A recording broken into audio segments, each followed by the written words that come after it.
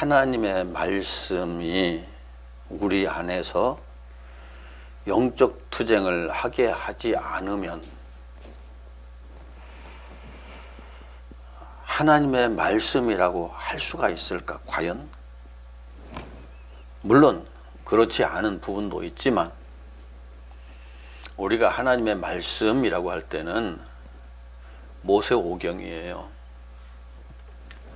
대개 하나님의 말씀 하면은 우리 그냥 그 개신교에서는 창세기부터 계시록까지를 다 아울러서 하나님의 말씀 하지만은 유대인들은 그들의 신앙의 그 전통에 따라서 모세오경만을 하나님의 말씀, 성경이라고 이야기를 해요. 토라라고도 하죠. 그리고 모세오경 이외에 여호수아서부터는 우리가 성경이라고 말하면 그 사람들은 그 우리나라 역사인데 왜 성경이야? 라고 이야기를 해요. 그래서 모세오경이 그 기독교 전체 역사로 보면은 성경의 핵심적인 요소가 되는 거죠. 모세오경을 읽으면서 또 모세오경에 대한 이야기를 들어가면서 창세기, 출애굽기, 레위기, 민수기, 신명기 이 5가지 책을 읽어가면서 내 속에서 영적 전쟁이 일어나지 않는다고 그러면 이상하다는 거죠. 이게 나팔을 부는 것과 대접을 쏟는 것으로 지금 계시록에서는 표현되고 있는데, 나팔을 분다는 것은 그냥 우리 쉬운 말로 그냥 잔소리를 듣는다는 얘기, 또 그래 잔소리가 대충 들어 넘길 잔소리가 아니라 안 들으면 안 될 심각한 잔소리 듣는 정도인데, 그래서 내 잘못된 것을 지적하고 막 이렇게 살아야 된다 저렇게 살아야 된다는 것을 끊임없이 하는 얘기처럼 들리는 내용들인데, 그렇게 해서 우리가 바뀌는 것은 3분의 1밖에 안 바뀌고 하나님께서 그 말씀을 우리에게 들어 부어야만이 비로소 우리가 나머지 모든 것들이 바뀌는 역사가 진행된다. 말씀을 들어 붓는다는 것은 하나님의 뜻과 계획, 하나님의 영원한 섭리까지를 포함해서 그 모든 의지를 나에게 쏟아 붓는다는 얘기거든요. 이것이 곧 하나님을 만나는 것이고, 하나님을 만나면은 하나님을 만남으로써 엘리야가 성전에서 큰일 났다, 나 죽게 생겼다, 내 입이 부정한 자로 내가 지금 나타나고 있다, 어떻게 할까 하면서 탄식하고 있을 때 하나님께서 천사를 시켜서 성전 제단에 번제단에 숯불을 갖다 이사의 입을 지져라 해가지고 그렇게 정케하신 사건들을 우리가 볼 때, 하나님을 만나면은 아무리 하나님 앞에서 올바로 살았던 사람이라 할지라도 자기 자신이 죄인으로 발견될 수밖에 없다는 사실을 우리들에게 확인시켜 주는 거거든요. 내가 죄인이라고 발견될 때 우리는 죄를 지적하는 하나님의 말씀에서 도망가려고 하지 말고, 죄인이라는 사실을 밝혀주는 하나님 앞에 무릎 꿇고 엎드려서 내가 죄인입니다, 나를 깨끗게 해 주십시오라고 엎드릴 수 있는 사람이 되어야 한다는 거죠. 그런데 우리의 인간의 속성상 이게 나의 잘못된 것을 지적하면은 기분 나빠요. 도망가고 싶어요. 그 사람 다시는 상대하고 싶지 않아요.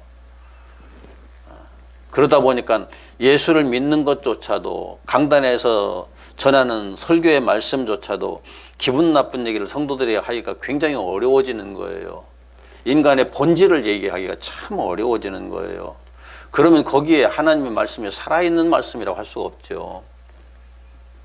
하나님의 말씀이 대접이 되어 쏟아 부어진다는 것은 결국 하나님을 체험하는 역사가 거기에서 일어난다는 건데, 이건 우리들이 많이 기도하고 하나님께 더 가까이 나아가기 위해서 몸부림치는 사람들에게 나타나는 겁니다. 대충 오늘 또 그 집에서 나서면서 성당에서 주르륵 나오는 사람들의 모습을 보면서 저 사람들이 종교 생활을 할까 신앙 생활을 할까 하는 생각을 좀 했었어요. 종교 생활을 해가지고서는 거듭남의 역사 없어요. 절대 없어요. 하나님을 믿는 믿음의 세계 속에서 진정으로 하나님을 향해서 마음이 열려 있고 모든 생각이 거기에 꽂혀 있고 모든 하루하루의 내 삶이 오직 하나님과 동행하는 삶으로서 계속 이어져 가기 위해서 몸부림치는 그런 신앙생활을 하는 사람이어야 말씀의 역사가 그 속에서 일어날 수 있는 거거든요. 자, 오늘 읽은 그 성경 말씀 속에서 첫째 천사가 대접을 땅에 쏟는다고 했어요. 이 땅은 우리들의 삶의 터전이잖아요. 우리들의 삶의 터전이고, 이 땅이 없어지면 나도 없어지는 거니까 이 땅이 나의 근본이죠.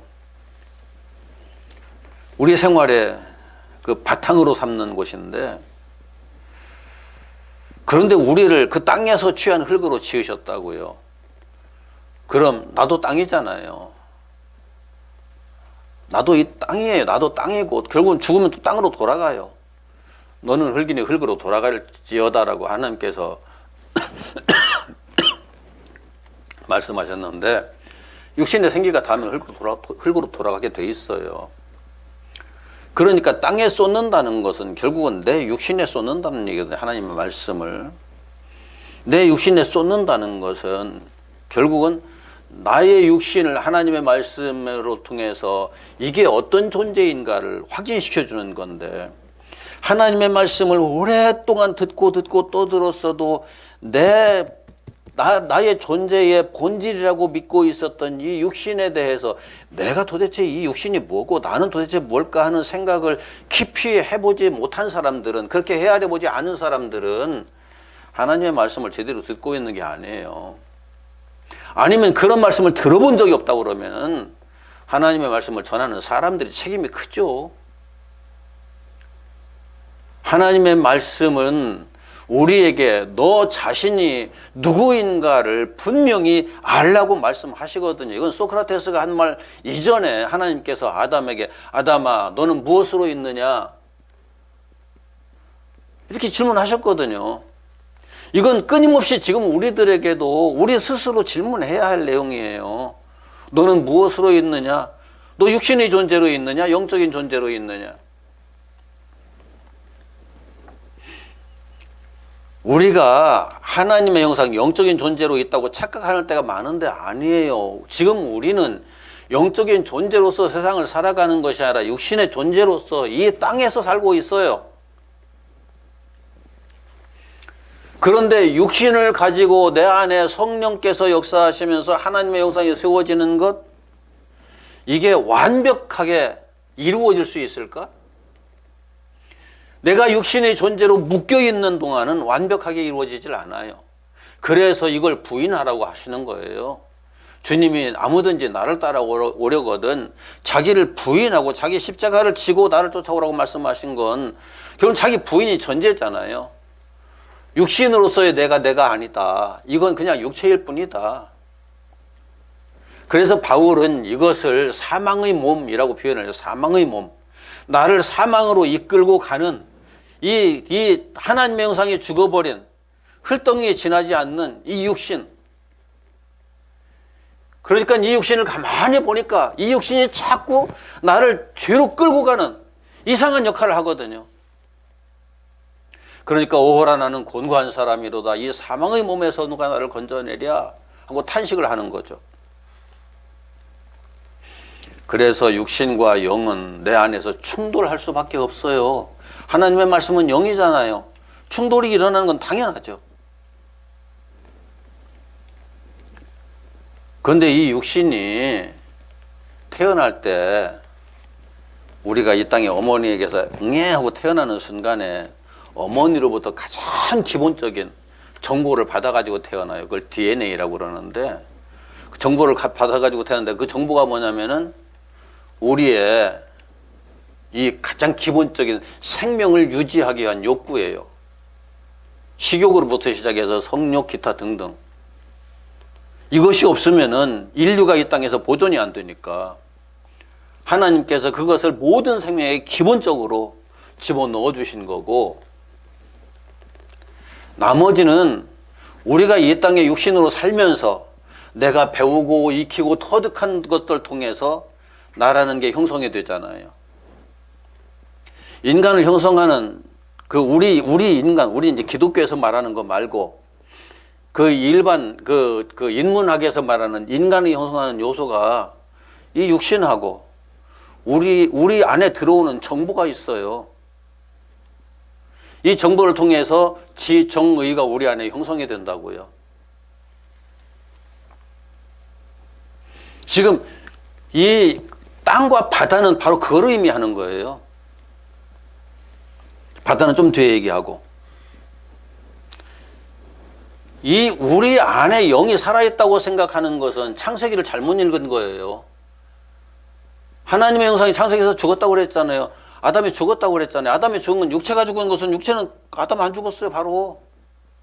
그럼 뭐가 죽었을까요? 하나님이 거짓말 하신 게 아니라면 분명히 하나님의 형상이 죽었어요. 하나님의 형상이 죽었기 때문에 아담이 그 순간에 엄청난 변화를 겪어버린 거예요. 그래서 한없이 부끄러운 존재, 한없이 초라한 존재, 한없이 나약한 존재, 그렇게 바뀌어버린 거죠.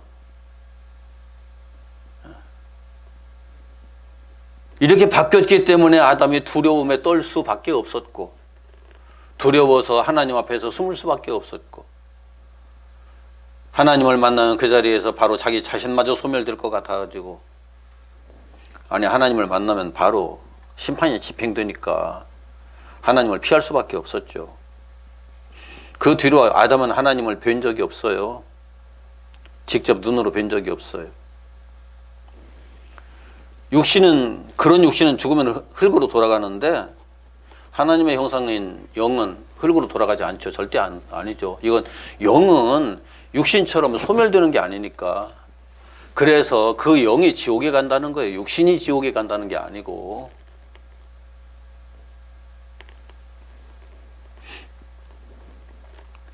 그 영이 이 땅에서 내가 육신으로 살아가는 동안에 주님과 함께 십자가에 못 박는다는 것도 육신을 십자가에도 못 박는 것이긴 하지만, 그러나 그 육신 안에 있는 타락한, 죽어버린 그 신적 형상을, 영을 죽이는 거거든요. 주님과 함께. 그래서 그 영을 죽여버리고 그 자리에 하나님의 형상으로서의 완벽한 영을 다시 세우는 거예요. 이게 다시 태어나는 것, 새로운 피조물로 만드는 것, 하나님께서 창조하시는 것, 우리 안에서 이루어지는 거듭남의 역사죠.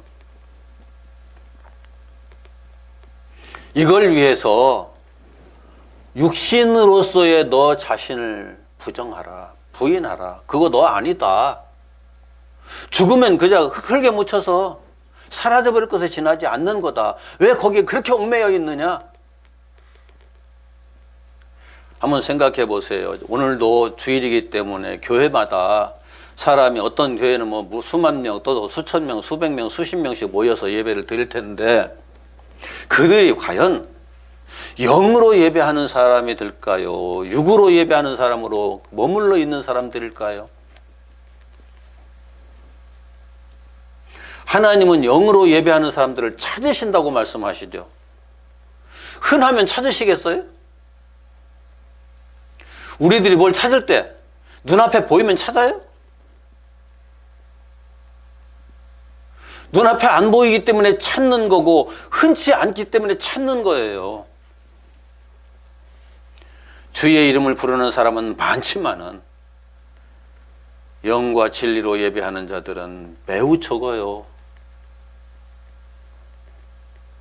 육신으로 예배한다고 하는 자들 다 우상 숭배하고 있는 거예요.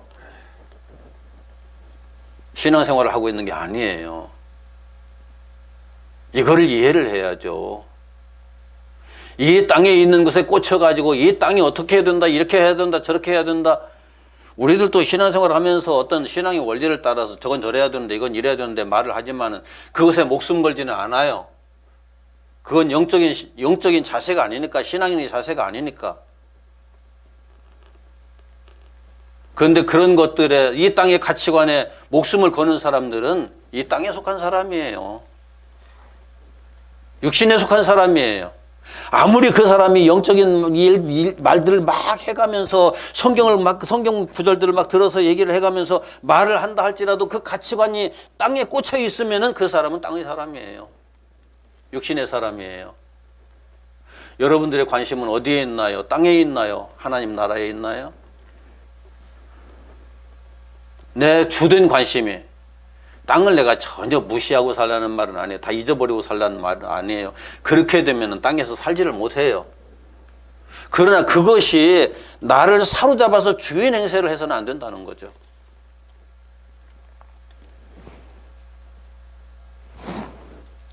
그래서 이 대접을 땅에 쏟으니까 666 표를 받은 사람, 짐승의 표를 받은 사람, 사탄이 이건 내 거야 라고 딱 찍어 놓은 사람, 그 사람은 고통을 받는다. 또 우상을 숭배하는 자, 고통을 받는다. 이걸 이렇게 바꿔서 이해하면 돼요. 내 안에 사탄이 이건 내 거야 라고 딱 도장 찍어 놓은 요소가 있다고 그러면은 나는 그것 때문에 하나님의 말씀 들으면서 고통받아요.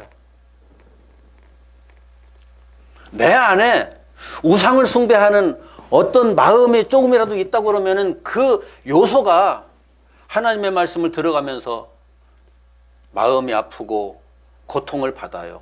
왜요? 그래야만 하나님께서 그것을 제거하실 수 있으니까. 이걸 제거해달라고 하나님 앞에 기도할 수가 있으니까.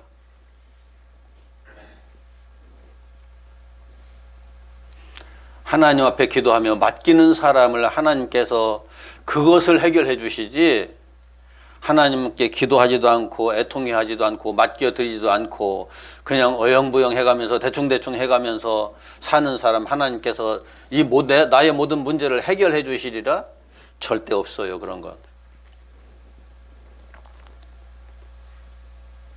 둘째 천사가 나팔을 부는데 그 대접을 쏟는데 바다에 쏟아요.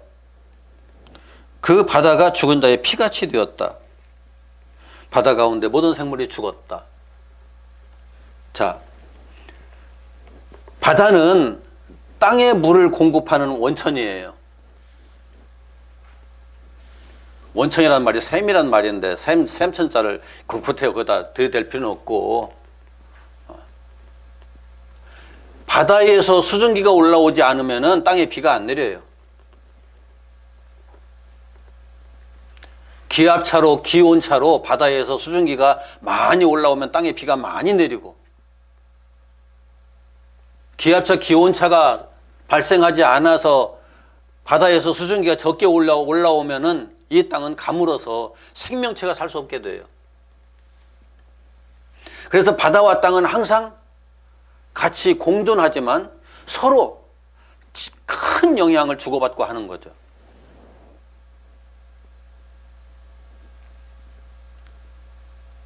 그런데 이 지구의 물리적 시스템에서 이 둘은 불가분의 관계에 있는 것처럼 현대사회에서 인류 사회적 관점에서 보면은, 또 인문학적 관점에서 보면은 바다는 물리적 세계에 거의 완벽하게 구축되어져 있는 정보 체계, 지식의 체계, 지혜의 체계라고 말할 수 있어요.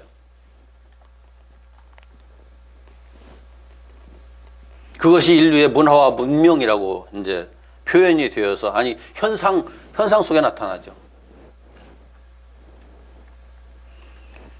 이 지혜나 지식이나 정보나 이런 것들은 옛날에는 도서관이나 학교에 머물러 있던 것들이에요. 그런데 요즘에 이르러서는 컴퓨터로 키고 들어가서 인터넷에 들어가면은 거기에 없는 지식이 없어요. 다 있어요. 도서관에 있는 것보다도 훨씬 더 많은 지식들이 거기에 있어요. 요즘 인터넷 사업자들이 광고하느라고 지식을 잘 안 띄워주는데, 예전에는 그랬죠. 그런데 그 지식을 찾아 들어가면 있어요. 내가 지금 학교에 못 가서 못 배운다, 도서관에 가서 책을 못 읽는다, 핑계예요. 휴대폰을 통해서도 얼마든지 할 수 있어요. 요즘은 그 소셜 네트워크라고 그러죠. 그 소셜 네트워크 안에 모든 지식과 지혜가 바다처럼 형성되어 있거든요. 물이 바다 높음 같이 하나님의 영광이 온 땅에 그렇게 덮여지라는 그 시편 구절도 있지만, 찬송도 있지만은, 이건 이 물은 창세기부터 끌어들면서 얘기하려면 한참 걸리는데 천지를 창조하실 때 하나님께서 맨 처음 천지를 창조하셨을 때 물이 천지를 꽉 전체를 감싸고 있었거든요. 그 위를 성령께서 또 품으시고 그걸 품으시고 돌리고 계셨고 그 물이 물리적인 물이기도 하지만 상징적으로는 하나님의 말씀, 진리, 원리와 원칙, 기준, 하나님의 법 이런 의미를 갖죠. 이 땅의 모든 지식은 하나님의 원리에서 떨어져 나온 거예요. 그것이 왜 이 땅의 지식이 됐느냐면은 저 앞에서 이미 지나갔는데 사탄이 하늘의 별을 끌어다가 땅에 내려서 쓰거든요. 하늘의 진리를, 하늘의 원리를, 하늘의 원칙을, 하늘의 법을 땅으로 끌어내려와서 사람의 법으로 만들어가지고 이 땅에서 사람의 지식으로 만들어가지고 사람의 지혜로 원리로 만들어가지고 사람들이 그것에 묶여서 살게 하도록 그렇게 만들어버렸죠. 이게 인본주의적인 가치관과 지식과 지혜와 원리와 원칙이에요. 이것이 온 세상에 지금 꽉 덮여 있어요.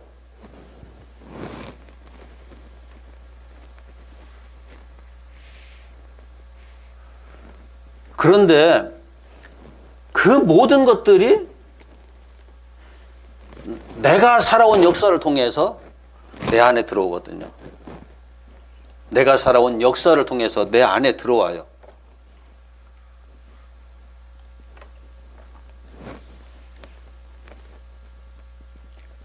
그러면서 내 지식이 되고 내 지혜가 되고 내 원리가 되고 내 원칙이 되고 내가 여지껏 받아들인 지식을 가지고 나는 오늘 살고 있어요. 지금부터 내가 받아들이는 지식과 지혜와 원리와 원칙을 가지고 또 앞으로 살아갈 거예요. 이것이 나를 가득 채우고 있는 바다인 거죠. 이 육체는 땅이고 내 정신세계, 지식의 세계, 지혜의 세계, 원리 원칙에 세워지는 그 세계는 나에게 바다인 거죠.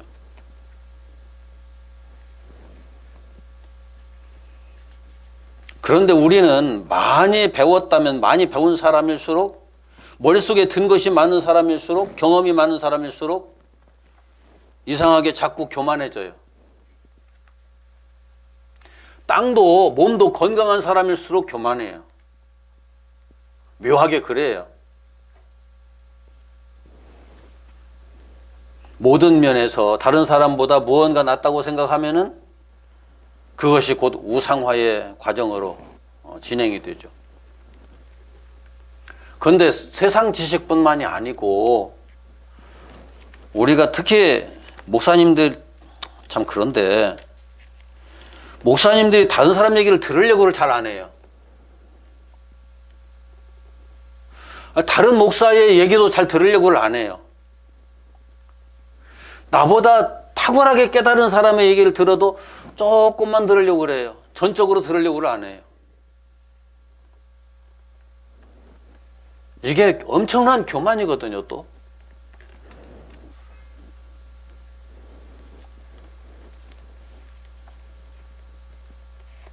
그런데 우리가 내 육체를 비워야 영의 역사가 시작이 되고 내 지식과 지혜와 내가 가지고 있는 모든 원리와 원칙을 버려야 하나님의 법이 내 안에 들어와요.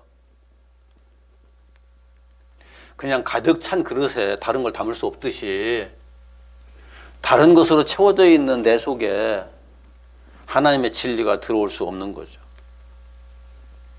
하나님이 능력이 없어서 그렇게 안 하시는 것이 아니라 우리가 받아들이지 않으니까 우리들의 그 의지를 하나님께서 강제로 깨뜨리시지 않는 거예요.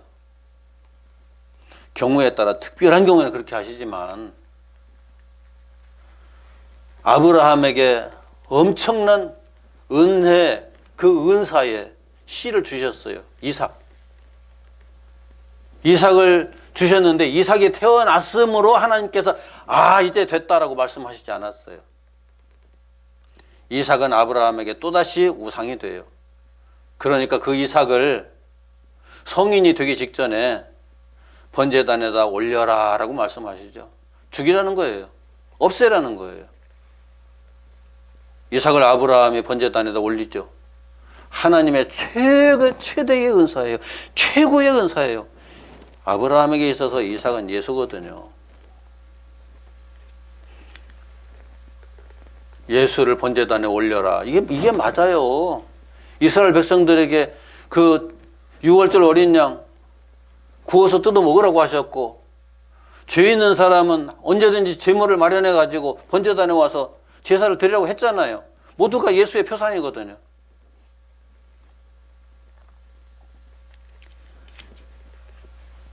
믿음의 지식일지라도 영적인 지식일지라도 그것을 번제단에다 올려놓을 수 있어야 하나님의 역사가, 완전한 역사가 이루어지는 거예요. 우리들이 나라고 생각하는 것은 이 흘덩어리고, 또 하나 나라고 생각하는 것은 내 안에 들어온 정보의 집합체일 뿐이에요. 내 지식일 뿐이에요. 지혜일 뿐이에요.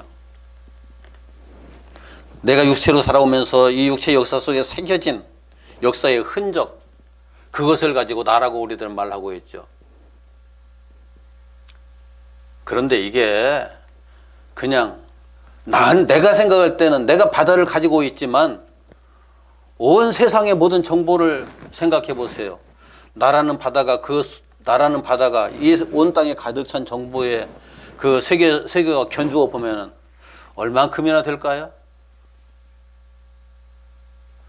저는 그냥 빗방울 하나쯤 되겠다라고 생각했어요.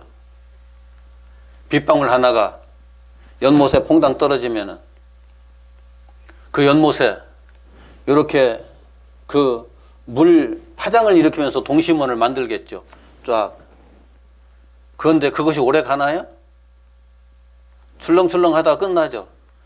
빗방울 하나 크게 떨어지면은 좀 큰 충격이 오겠지만은 조금만 빗방울 하나 떨어져 봐야 거의 흔적도 없잖아요. 그런데 바다라고 생각해 보세요. 바다에 빗방울 하나 떨어지는 게 그 자리에서는 잠깐 이렇게 하다가서 끝나잖아요. 아무것도 없잖아요.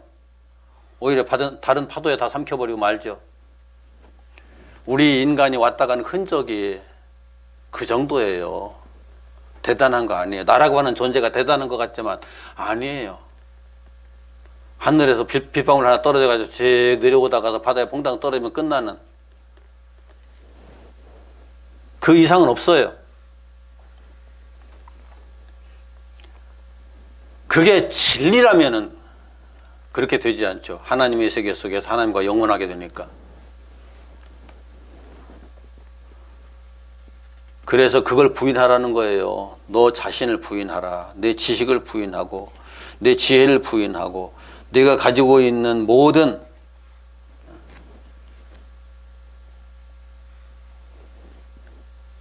나라고 하는 존재의 인격을 형성하고 있다고 생각하고 있는 모든 것들을 다 부인하라.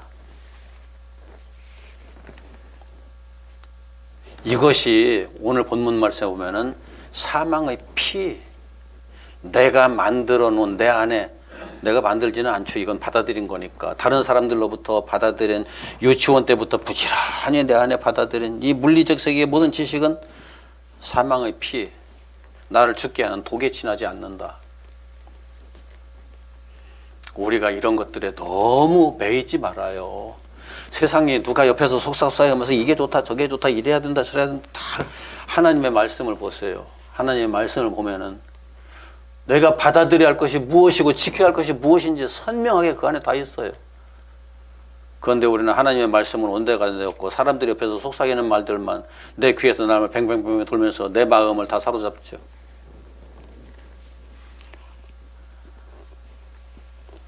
그런데 그것이 결국은 나를 죽이는 거예요. 셋째 천사가 나팔을 불어요. 물샘과 강에 쏟아지죠. 강과 물 근원. 물의 근원이 뭘까요? 땅에서 언뜻 볼 때 물의 근원이 어디인 것 같아요?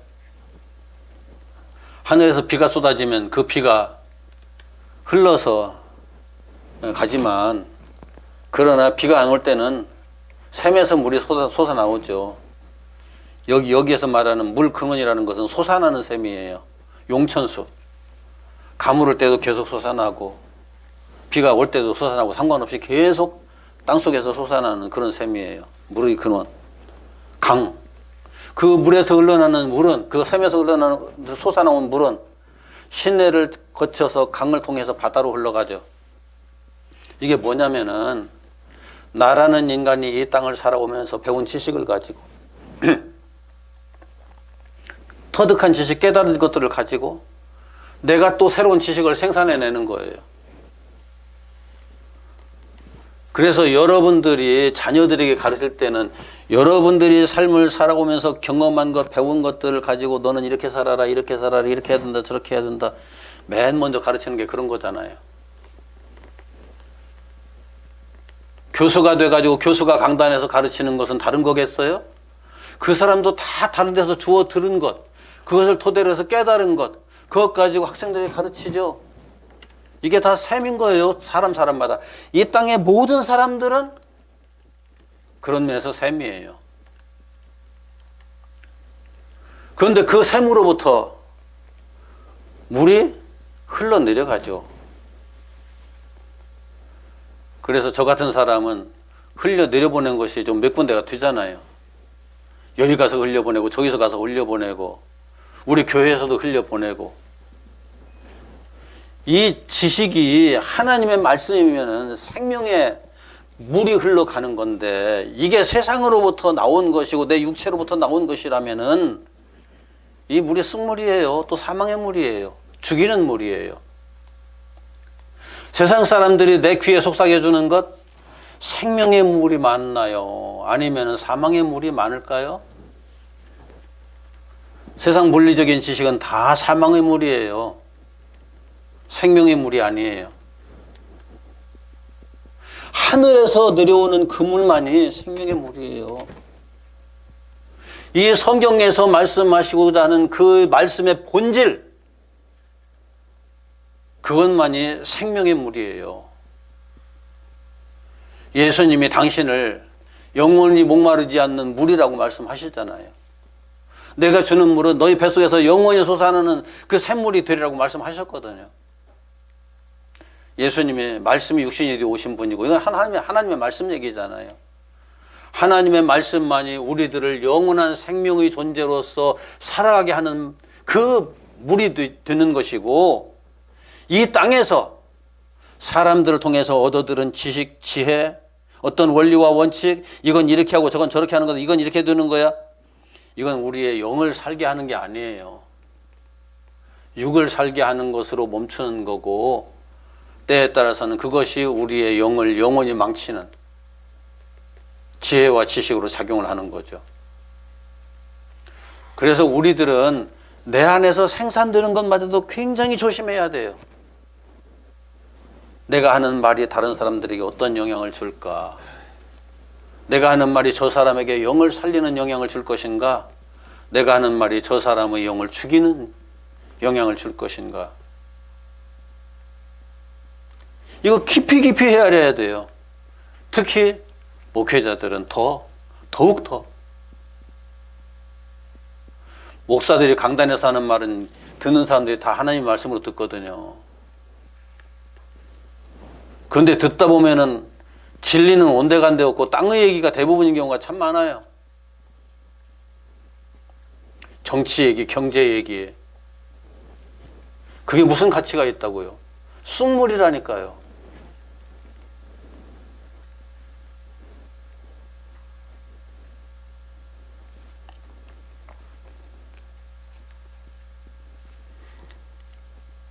여기에서는 그 앞에 나팔을 부를 때는 이게 쑥물이라고 얘기했는데, 이 지금 대접에서는 그게 피라고 얘기를 해요.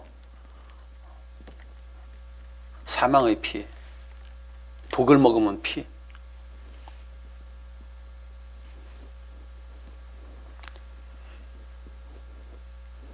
이게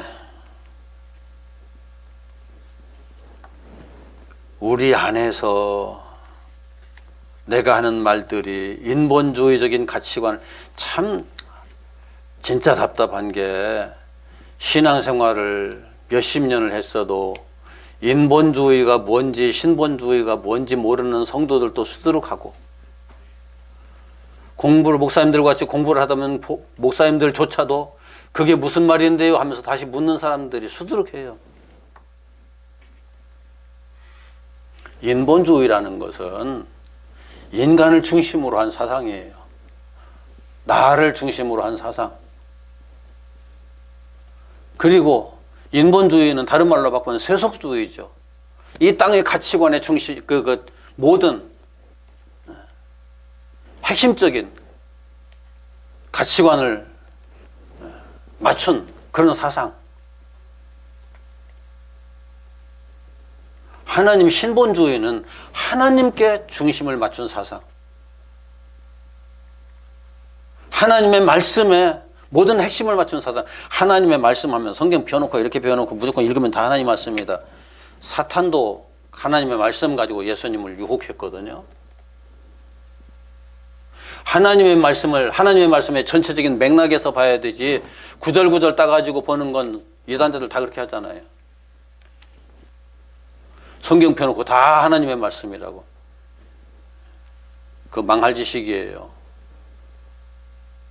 성경은 맥락으로 봐야 돼요. 맥락으로. 가장 중요한 거예요. 전체적인 흐름을 보고 전체적인 흐름을 파악해야 부분적으로 말하는 것이 전체적인 흐름 속에서 이것이 어떤 의미를 가지는지를 이해할 수 있게 됐잖아요. 그래야만 성경을 펴놓고 엉뚱한 소리 안 하고 성경을 읽으면서 세속주의적인 가치관을 생각하지 않죠.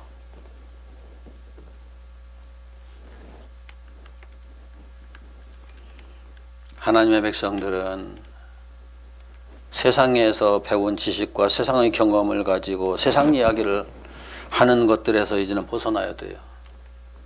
벗어나서 성경에서 하는 말씀, 하나님께서 내게 주신 말씀을 가지고 하나님 나라의 이야기를 하고 참 생명에 대한 이야기를 하고 진정한 복음에 대한 이야기를 할 수 있는 사람이 되어야 그 사람이 하나님의 나팔 역할을 할 수 있는 거고 대접 역할도 할 수 있는 거예요. 이건 목사들만 하는 게 아니에요. 하나님의 사람이라면 누구나 다 그렇게 할 수 있어야죠.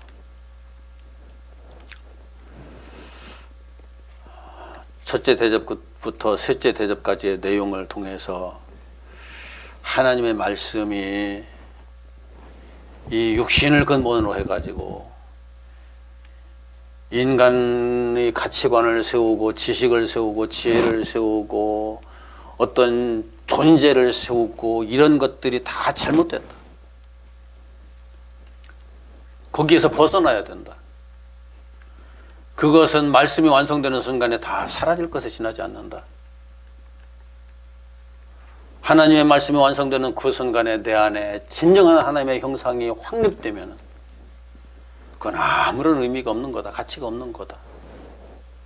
이렇게 말씀해 주십니다. 우리가 아담이 에덴 동산에서 선악을 알게 하는 열매를 따먹었던 역사를 계속 그냥 끌고 갈 것인가? 아니면 하나님께서 아담에게 여자의 후손으로 약속하시고 짐승을 잡아서, 짐승이 복수로 되어 있더라고요. 짐승들이라고 하는데 원래 이건 하나예요. 하나님의 전능하심을 나타내기 위해서 장은 복수를 사용한 거죠. 좀 어려운 얘기입니다만은 그 짐승을 잡아서 가죽옷을 지어 입혀주셨던 그 은혜 속에 살 것인가? 우리는 항상 마음속에 결정해가면서 살아야 돼요. 세상에 살더라도 저와 여러분들은 하나님의 그 영원한 하나님 나라와 그 하나님 나라에서 또 들어가서 영원할 하나님의 형상, 거기에 초점을 맞추어서 신앙생활을 하면서 그 신앙생활의 온전함에 이를 수 있기를 주님의 이름으로 축원합니다. 기도합시다.